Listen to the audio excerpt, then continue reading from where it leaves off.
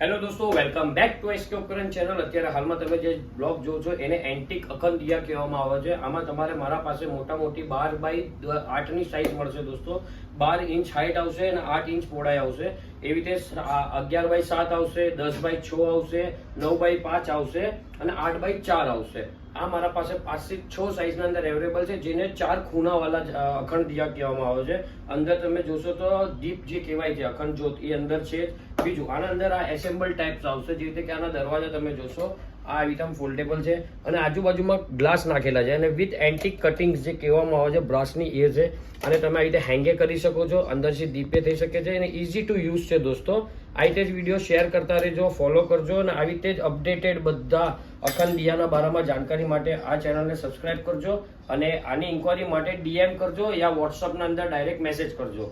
Thanks for watching.